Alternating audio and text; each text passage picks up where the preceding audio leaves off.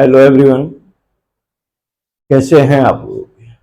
आज के हम इस वीडियो में विलियम शेक्सपियर का सेकंड पार्ट यानी कि विलियम शेक्सपियर के वर्क्स और इसके कोटेशंस पर चर्चा करेंगे। कैरेक्टर्स, कल भी मैंने आपको बताया था कि ये अक्सर पूछा जाता है, कई बार पूछा गया है कि who is known as Bard of Avon, who is known as Bard of Avon। तो इसका answer William Shakespeare. William Shakespeare तो बार्ड ऑफ एवोन कहते हैं। कई बार भी क्वेश्चन आया है, Hermia belongs to which composition of William Shakespeare. Hermia belongs to which composition of Shakespeare. तो इसका आंसर है midsummer night's dream. Hermia William Shakespeare के मिड समर नाइट्स ड्रीम की एक कैरेक्टर है, वो मिड समर नाइट्स ड्रीम, जिसे 1595 में कंपोज किया गया। और ये एक रोमांस है, ये रोमांस है। और जो हर्मिया है, ये भी पूछा जा सकता है whose daughter was Hermia। तो आपको जानना चाहिए, Hermia was daughter of Theseus, and who was Theseus? Theseus was Duke of Athens। आप समझ गए होंगे हर्मिया ये किस ड्रामा से लिया गया, किस ड्रामा का कैरेक्टर है। आ मिड समर नाइट्स ड्रीम का कैरेक्टर है हर्मिया, जो 1595 में कंपोज हुआ। और हर्मिया डॉटर है ड्यूक थीसस की, और थीसस ये ड्यूक ऑफ एथेंस रहे। आपका नेक्स्ट क्वेश्चन बन के आता है, which type of composition is much ado about nothing. Which type of composition is much ado about nothing. Then its answer is it is a romantic comedy. Much Ado About Nothing is a romantic comedy and it is composed in 1598। और इसके characters में है John Pedro. वो don Pedro, don Pedro ये कौन है? ये Prince of Aragon में है। प्रिंस ऑफ एरागॉन जो कि डॉन पेड्रो है, वो मच एडो अबाउट नथिंग के कैरेक्टर हैं। और इसमें एक गोस्ट कैरेक्टर भी है। एक गोस्ट कैरेक्टर है जिसे इमोशन नाम दिया गया है, गोस्ट कैरेक्टर। और इस ड्रामा की, इस रोमांटिक कॉमेडी की थीम क्या है, विषय वस्तु क्या है? तो वो है ककोलरी, जिसका मतलब होता है बेविचार।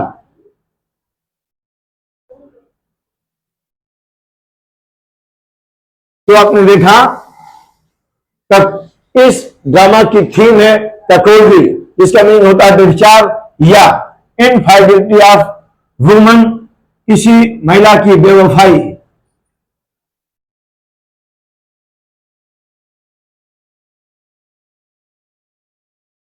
ये इस ड्रामा यानी कि मच एडो अबाउट नथिंग, जो कि एक रोमांटिक कॉमेडी है, ये इसकी थीम है ककोलरी, व्यभिचार, या हम कह सकते हैं इनफाइडेलिटी ऑफ अ वुमन, महिला की बेवफाई। अब हम नेक्स्ट क्वेश्चन जो आ सकता है उसकी चर्चा कर रहे हैं। एज यू लाइक इट, ये किस प्रकार का कंपोजिशन है, किस प्रकार की कॉमेडी है? तो आपको बता दें, एज यू लाइक इट ये एक पास्टोरल ड्रामा है। एज यू लाइक इट ये एक पास्टोरल ड्रामा है, जिसे कंपोज किया गया 1598 और 99, लेट 98 टू अर्ली 99 में कंपोज हुआ ये पास्टोरल कॉमेडी, जिसे एज यू लाइक इट कहते हैं। और इसके जो कैरेक्टर्स हैं आपको बता दें, Celia, Jack, Rosalind, Oliver, Adam, Orlando और डेनियम, ये इसके चीफ कैरेक्टर हैं। और जो सीलिया है, ये ड्यूक फेडरिक की डॉटर है। Celia is daughter of duke Frederick, और रोजालिंड ये डॉटर है सीनियर ड्यूक की। सीनियर ड्यूक को हटाकर ड्यूक फ्रेडरिक ड्यूक बने थे। इस स्टोरी में रोजालिंड के फादर ड्यूक थे, उनको हटाकर फ्रेडरिक ड्यूक बना, तो सीलिया ड्यूक ऑफ फ्रेडरिक, सीलिया ये डॉटर है ड्यूक फ्रेडरिक की, और रोजालिंड ये सीनियर ड्यूक की डॉटर है, यानी कि फ्रेडरिक की नीज, यानी कि भतीजी है। और आपको जानना चाहिए जो इस ड्रामा में जो इस प्ले की स्पीच है, फेमस स्पीच है, वो है all the world stage and all the men and womens are player. All the world is stage and women and men are players. ये दुनिया एक रंगमंच है, और इस दुनिया के जो महिला और पुरुष हैं वो इस रंगमंच के पात्र हैं। और यहां पर कुछ जो भी किया जाता है ये पूर्व डिसाइडेड है, डायरेक्टेड है गॉड के द्वारा कि कब कौन क्या करेगा। तो ये जो फेमस स्पीच है वो इसी एज यू लाइक इट की फेमस स्पीच है, all the world is stage and all the men and women are character. इसकी सेकंड स्पीच है too much of good things, too much of good things. और आपको ये बता दें, Rosalind और सीलिया जब ड्यूक फ्रेडरिक ने अपने भाई को ड्यूक से हटा दिया, स्वयं ड्यूक बन बैठा और उन्हें राज्य से निकाल दिया, तो ये लोग किसी जंगल में गए थे। रोजालिंड और सीलिया भी भाग गई थी। रोजालिंड स्वयं को एक यंग मैन का वेशभूषा बनाई थी, और उस यंग मैन को गैनीमेड के नाम से जानते हैं। रोजालिंड ने एक यंग मैन का वेशभूषा बनाया, और उस यंग मैन का नाम गैनीमेड दिया गया है, और इसे जो भी कहते हैं। और सीलिया ने भी वेश बदला था, उसने स्वयं को एलिना के रूप में वेशभूषा किया था। और इस ड्रामा में जो लव पेयर्स हैं, वो जो कपल्स हैं वो 3 हैं, Orlando and Rosalind. Orlando and Rosalind ये फर्स्ट लव पेयर है। ओलिवर और एलिना ये फॉल्स आइडेंटिटी है सीलिया की, वो सीलिया जो कि डॉटर ऑफ ड्यूक फ्रेडरिक है। तो ओलिवर और एलिना ये लव पेयर है, इनकी शादी हुई। और एक पेयर और बनता है ऑन्ड्रे और टेचस्टन का। ऑन्ड्रे और टेचस्टन के बीच कोई सिमिलरिटी थी नहीं।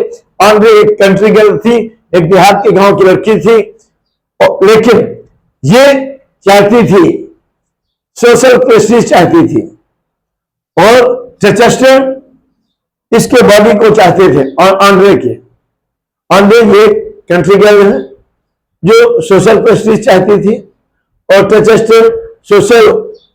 टेचस्टन ऑन्ड्रे की बॉडी को लव करता था, इसलिए इन लोगों ने भी शादी कर लिया। तो बता दें, ये जो कैरेक्टर जैक है, इसके विषय में, ये एक मेलैंकोलिक रोल प्ले करता है। ये उदासीन मेलैंकोलिक रहता है।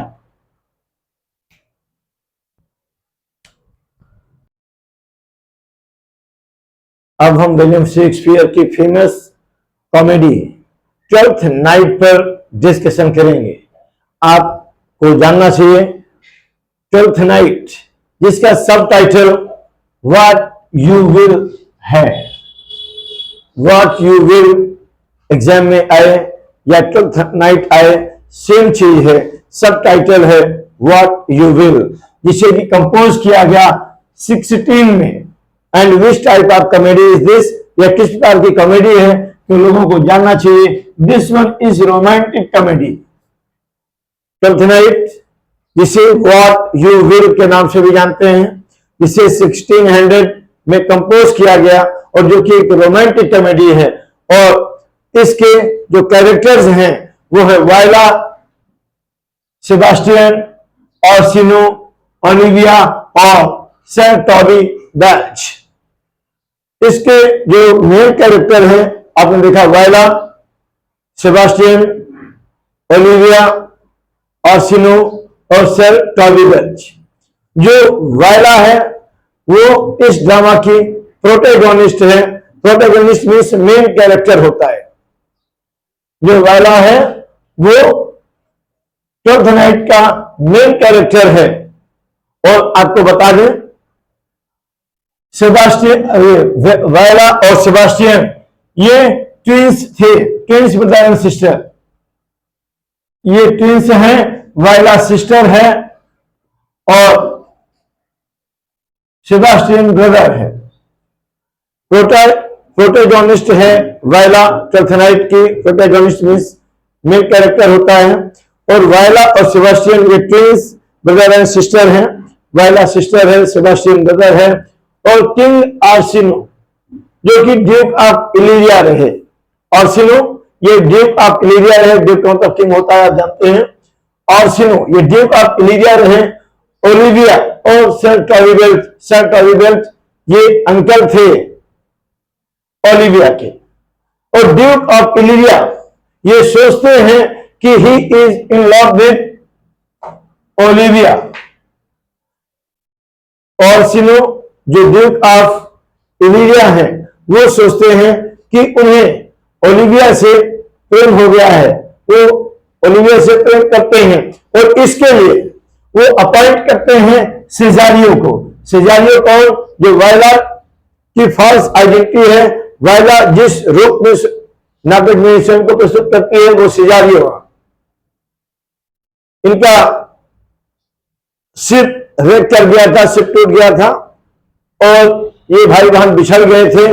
तब वायला पुरुष के वेश बनाती है और वायला जिस पुरुष का वेश बनाती है उसे ही आप सेजारियो कहते हैं। तो ऑर्सिनो जो कि ये सोचते थे कि उन्हें ओलिविया से प्यार है और वो डायरेक्ट नहीं इजहार कर सकते थे, इसलिए इसके लिए अपॉइंट किया सेजारियो को। क्यों अपॉइंट किया? टू विन ओलिविया अफेक्शन, कि ओलिविया का प्रेम जीते मेरे लिए। ओलिविया का प्रेम जीते मेरे लिए मतलब ऑर्सिनो के लिए ये काम सौंपा सेजारियो को। सेजारियो क्योंकि वायला का पुरुष वेश है, वायला सिस्टर है सेबास्टियन की। सेजारियो को अपॉइंट किया गया ओलिविया का प्यार जीतने के लिए, ऑर्सिनो के लिए। लेकिन हुआ क्या? Olivia falls in love with Cesario. Olivia को सेजारियो से ही प्यार हो गया। और बाद में ओलिविया, चूंकि सेजारियो वायला था, लड़की थी, तो बाद में चूंकि ओलिविया को सेजारियो से प्यार हो गया, सेजारियो लड़की थी, वो पुरुष वेश में था, जो संभव नहीं था, तो फिर ओलिविया ने शादी कर लिया सेबास्टियन से। जो सेबास्टियन जो कि वायला का भाई था, इन इंप्रेशन ऑफ सेजारियो। सेजारियो की चूंकि सेजारियो से वो बहुत इंप्रेस हुई और बाद में जब रियलिटी पता है कि सेजारियो मेल नहीं है, ये तो फीमेल है, वायला है, तो फिर सेजारियो के इंप्रेशन में इसके भाई सेबास्टियन से ओलिविया ने शादी कर लिया। और लास्ट में ऑर्सिनो को शादी करनी होती है वायला से। ऑर्सिनो वायला से शादी कर लेते हैं। वायला भी बेहद खूबसूरत लड़की थी। तो ये देखा, ये क्या हुआ? ऑर्सिनो ने ओलिविया का प्यार जीतने के लिए ऑर्सिनो को नियुक्त किया, लेकिन ओलिविया ऑर्सिनो पर ही फिदा हो गई। ओलिविया सेजारियो पर ही फिदा हो गई। सेजारियो चूंकि वो मेल तो था नहीं, वो वायला ने अपना पुरुष वेश बनाया था,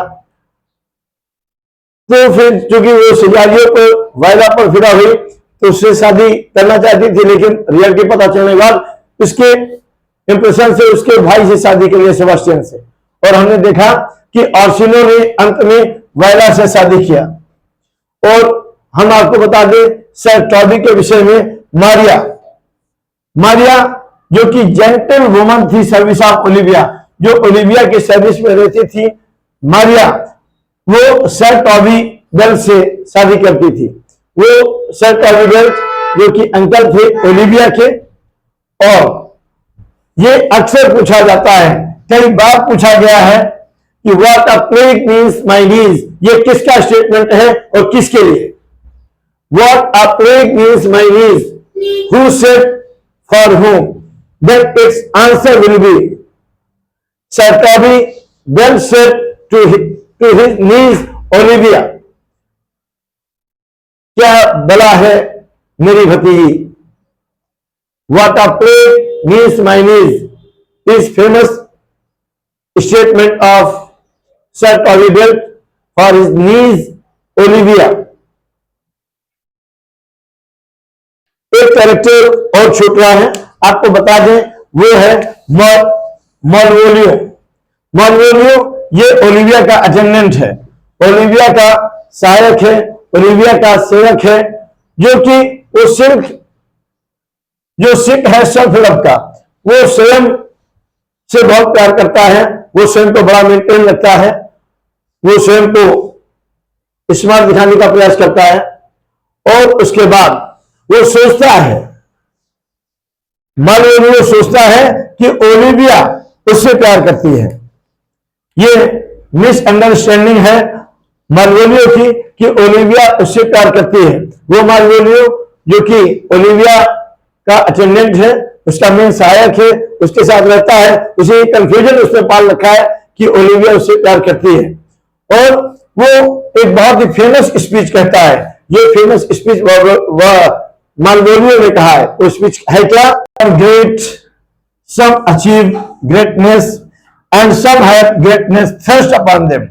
कुछ लोग महान पैदा होते हैं, कुछ लोग महानता अचीव करते हैं और कुछ लोगों पर महानता थोप दी जाती है। ये बहुत ही फेमस स्टेटमेंट है, स्पीच है ट्वेल्थ नाइट का। वो ट्वेल्थ नाइट जिसे व्हाट यू विल के नाम से जानते हैं, ये फेमस स्पीच मॉलवोलियो के द्वारा कही गई। और याद रहे ये फेमस स्पीच कई बार पूछी गई है पीजीटी एग्जाम में, तो बहुत ध्यान से सुने, इसका नोट्स बनाएं। ये स्पीच है, some are born great, some achieve greatness and some have greatness thrust upon them. ये फेमस स्पीच ली गई है ट्वेल्थ नाइट में।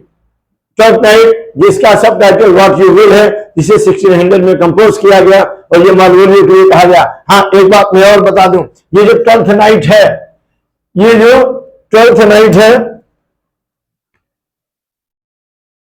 ये जो ट्वेल्थ नाइट है, ये लव एट फर्स्ट साइट की थीम इसमें पाया जाता है। लव एट फर्स्ट साइट, पहली नजर का प्यार। लव एट फर्स्ट साइट वाला लव यहां पर ट्वेल्थ नाइट में पाया गया है। Love at first sight is found in Twelfth Night. TGT PGT exam में कई बार पूछा गया है, which play is the shortest play of Shakespeare, या which play is the shortest play of Shakespeare. और इसका आंसर है Comedy of Error. Comedy of Error is Shakespeare's shortest play and it was composed in 1591-92. Comedy of Errors is shortest play of William Shakespeare that was composed in 1591-92. Next question और संभावित रहता है, Shakespeare's two plays to observe classical unity. Shakespeare के वो कौन से दो play हैं जिनमें क्लासिकल यूनिटी देखी जाती है? जी, वे दोनों प्ले हैं comedy of error and Tempest. Shakespeare's two play that observe classical unity are comedy of errors and Tempest. Tempest is also known by the last play of Shakespeare. This one is last play of Shakespeare that is composed in 1611. And then you should know who are the main characters of Tempest and Prospero, Miranda, Ariel, and Ferdinand. These characters are main characters of Tempest. Prospero, who was Prospero? Prospero was Duke of Milan. Prospero was Duke of Milan, and Miranda was his daughter. Prospero, Miranda, Ariel, Ferdinand, ये main characters हैं Tempest drama के। वो Tempest जो कि last play of Shakespeare कहा जाता है, जिसे 1611 में कंपोज किया गया।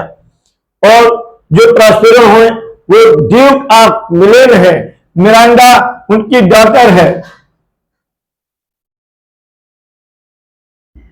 है, प्रॉस्पेरो की। एरियल ये दोस्त कैरेक्टर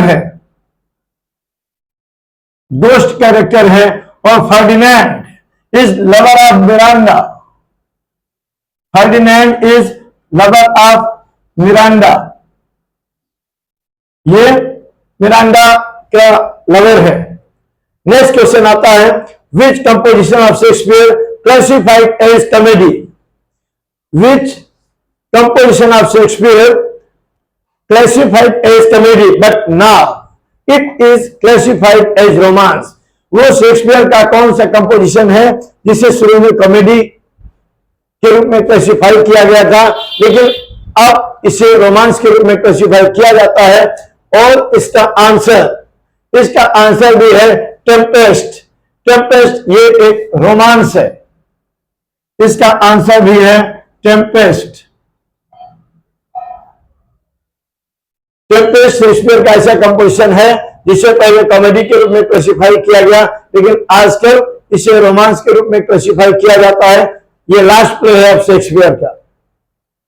जैसे आपको मैंने बताया था कि शेक्सपियर ने 37 ड्रामास कंपोज किए थे।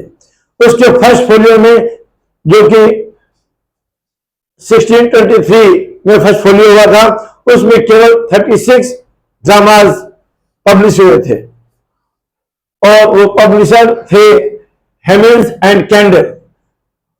कई बार ये क्वेश्चन पूछा जाता है कि Shakespeare wrote how many history play, how many chronicle play, how many history play? तो आपको बता दें, Shakespeare wrote total historical play that is 10। कई बार पूछा जाता है कि शेक्सपियर ने कितने हिस्ट्री प्ले या हिस्ट्री प्ले को ही क्रॉनिकल प्ले कहते हैं, कितने क्रॉनिकल प्ले या कितने हिस्ट्री प्ले कंपोज किए? तो उनकी संख्या है 10। और आपको बता दें, शेक्सपियर की टोटल नंबर ऑफ ट्रेजेडी भी 10 थे। इसका मतलब total number of comedy will be 17, क्योंकि टोटल 37 ड्रामा जो उन्होंने कंपोज किया था। फर्स्ट फोलियो जो 1623 में हुआ, उसमें पेरिकल्स यानी कि प्रिंस ऑफ टायर वो इंक्लूड नहीं किया गया था, आपको मैंने कल भी बताया था।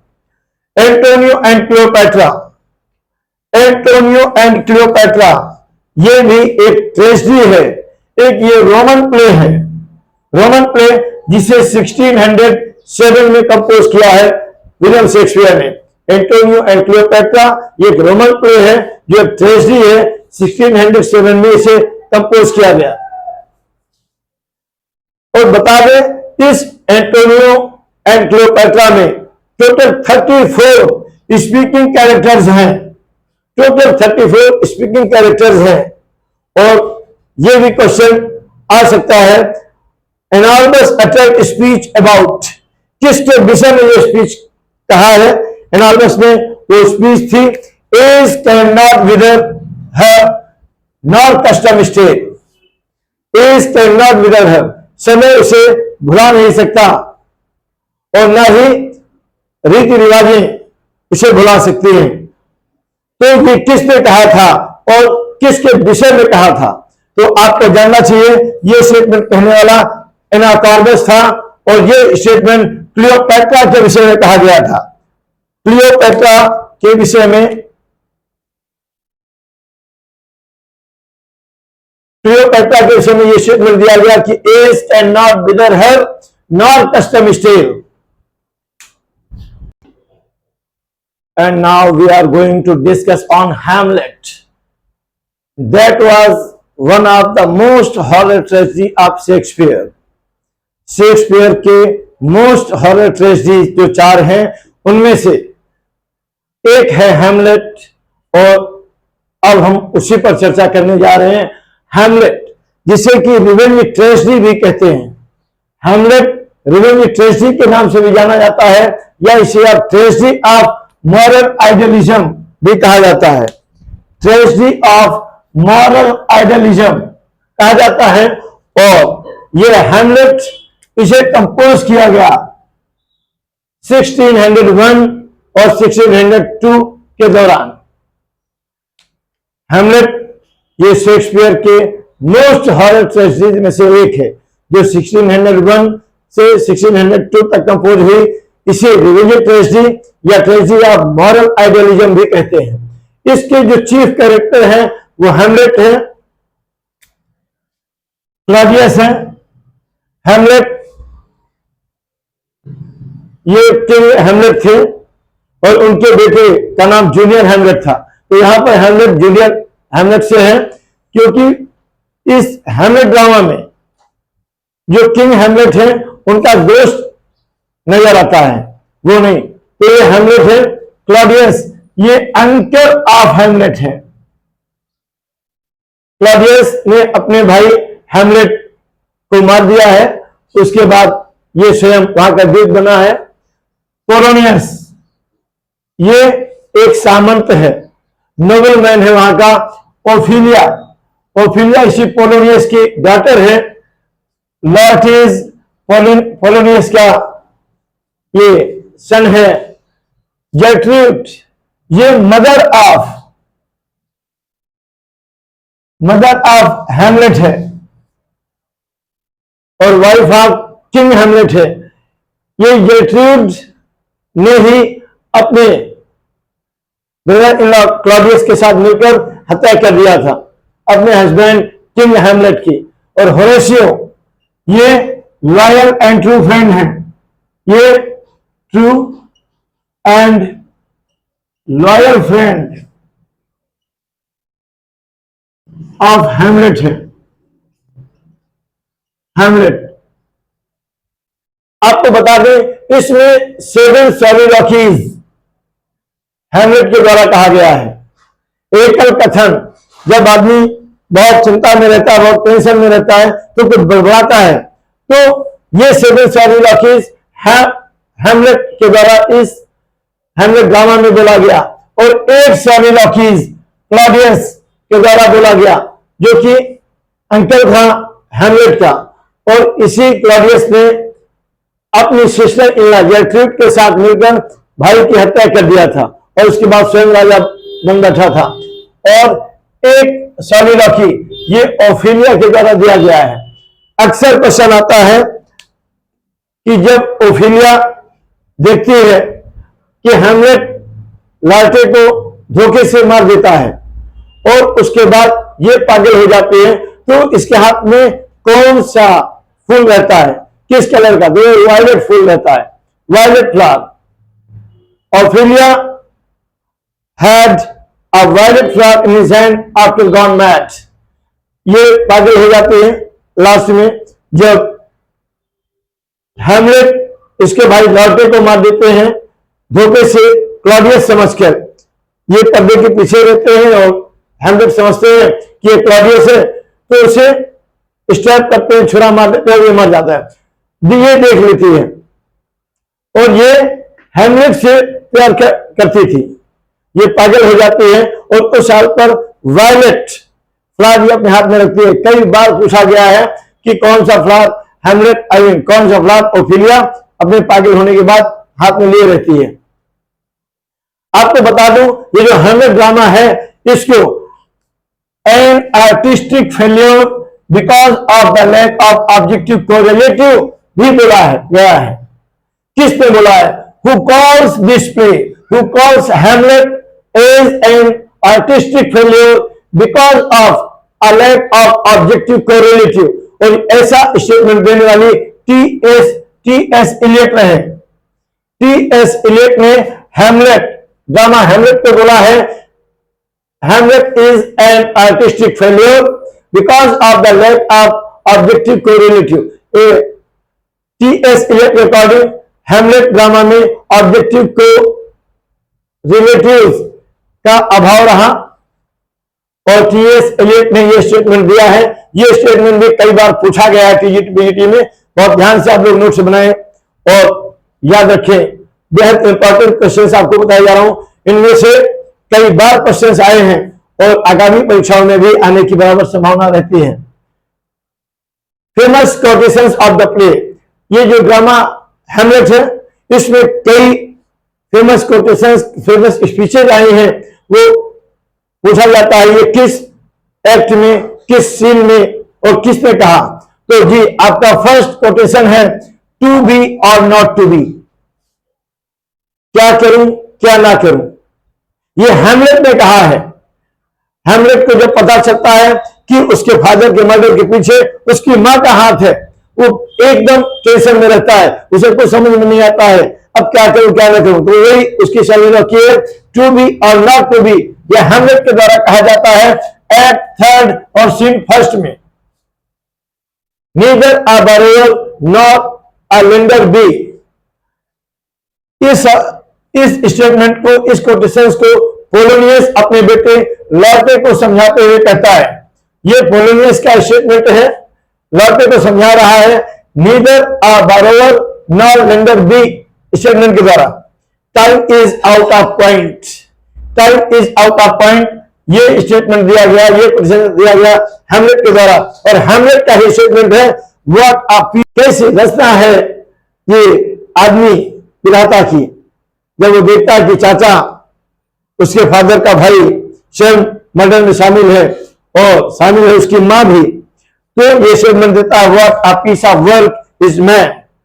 और फिर जब जानता है उसकी मां का बहुत बड़ा रोल है फादर को मारने में, तो ये स्टेटमेंट है हेमलेट का ही frailty thy name is woman, frailty thy name is woman. और कभी कभी इसमें फिगर ऑफ स्पीच भी पूछ लिया जाता है, तो ये अपोस्ट्रोफी है क्योंकि अपोस्ट्रोफी सिंबल लगा रहता है।